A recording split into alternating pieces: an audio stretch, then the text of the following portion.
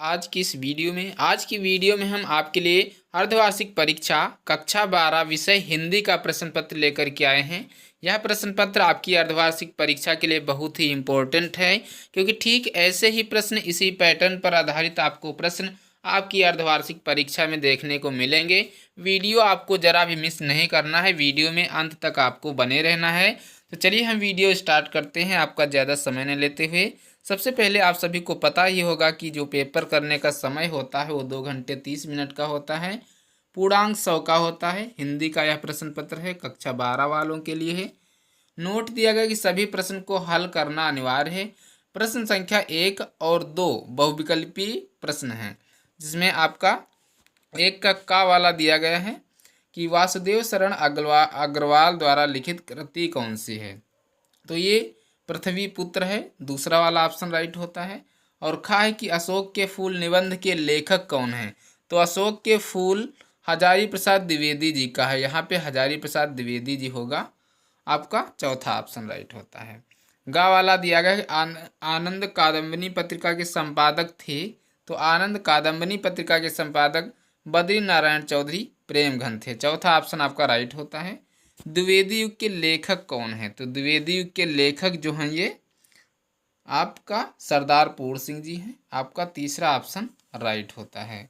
इसके बाद दूसरे का है कि विनय पत्रिका किस काल की रचना है। तो विनय पत्रिका जो है ये किस काल की है। तो भक्ति काल की है, आपका दूसरा ऑप्शन राइट होता है।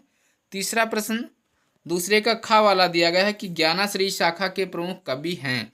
तो ज्ञानाश्री शाखा के प्रमुख कवि जो हैं वो कबीरदास जी हैं, और जायसी भी ये ज्ञानाश्री शाखा के ही कवि हैं। लेकिन अगर मुख्य की बात की जाए, प्रमुख की बात की जाए, तो कबीरदास जी हैं, आपका तीसरा ऑप्शन इसके लिए राइट होता है।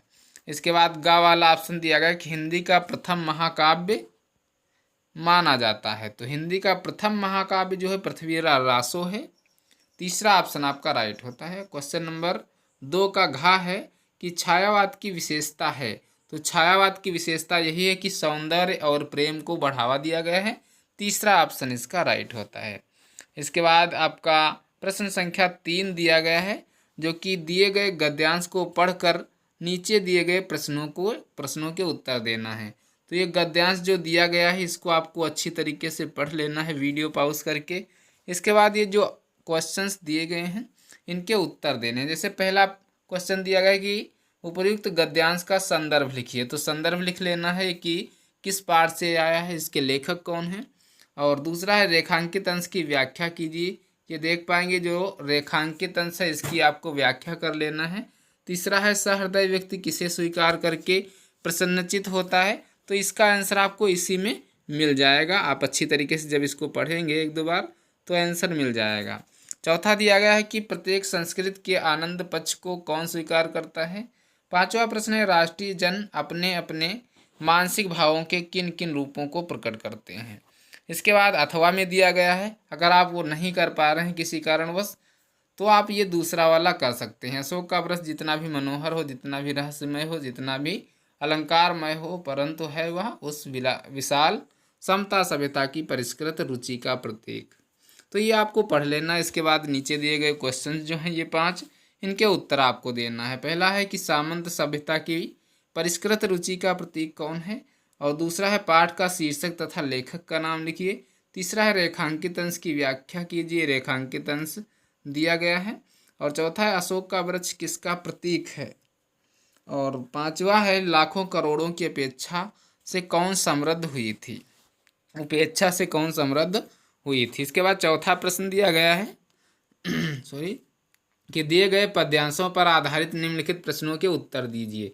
ये आपको पद्यांश पढ़ना है। मुझे फूल मत मारो, मैं अबला बाला वियोगिनी, कुछ तो दया विचारो, होकर मधुमय गीत मदन पटु तुम कटु गरल नगारो, मुझे विकलता तुम्हें विफलता, ठहरो श्रम परिहारो, नहीं भोगिनी यह मैं कोई, जो तुम जाल पछारो, बल हो तो सिंदूर बिंदु यह हर नेत्र निहारो। तो ये आपको इसके बाद इसके जो उत्तर प्रश्न दिए गए हैं इनके उत्तर आपको देना है। जैसे कि पहला है कि कविता का संदर्भ लिखिए, आपको संदर्भ लिख लेना है कि इसके लेखक कौन है। प्रस्तुत पद्यांश हमारी पाठ्य पुस्तक हिंदी के जो भी पाठ है, कवि जो भी हैं वो लिखना है। इस पद्यांश में वर्णित वंदना का संबंध किस पात्र से है। रेखांकित अंश की व्याख्या कीजिए। और इस कविता का संबंध साकेत के किस सर्ग से है। इसके बाद क्वेश्चन नंबर 5 है बहादुर कहानी का सारांश लिखिए। ये कहानी के सारांश आपको याद कर लेने हैं। और छठा प्रश्न है दिए गए श्लोक का संदर्भ ससंदर्भ हिंदी में अनुवाद कीजिए। तो ये श्लोक दिया गया, इसको आपको हिंदी में अनुवाद कर देना है। सातवां प्रश्न दिया गया निम्नलिखित मुहावरों और लोकोक्तियों में से किसी एक का अर्थ लिखकर वाक्य में प्रयोग कीजिए। अपना उल्लू सीधा करना, उल्टी गंगा बहाना, तो ये कर लेना है। क्वेश्चन नंबर 8 दिया गया है कि हिमालय का संधि विच्छेद कीजिए। कर लेना है हिम प्लस आलय, हिमालय दीर्घ संधि। इसके बाद क्वेश्चन नंबर 9 है कि वियोग एवं करुण रस का उदाहरण सहित परिभाषा लिखिए। लिख लेंगे आप। प्रश्न नंबर 10 है निम्न में से किसी एक विषय पर निबंध लिखिए। प्रदूषण की समस्या पर या फिर वर्तमान समय में नारी सशक्तिकरण का स्वरूप पर लिखना है। क्वेश्चन नंबर 11 दिया गया है कि निम्नलिखित लेखकों में से किसी एक लेखक का जीवन परिचय लिखिए। चाहे आप वासुदेव शरण अग्रवाल का लिखें, कन्हैयालाल मिश्र प्रभाकर का लिखें, डॉक्टर आचार्य हजारी प्रसाद द्विवेदी का लिखें। 3 में से सिर्फ आपको एक का जीवन परिचय लेखक का लिखना है। इसके बाद कवियों में आपको क्वेश्चन नंबर 12 में कवियों का जीवन परिचय लिखना है। 3 कवि दिए गए हैं, अयोध्या सिंह उपाध्याय, हरिओध, मैथिली शरण गुप्त और जयशंकर प्रसाद। 3 में से सिर्फ आपको एक का लिखना है।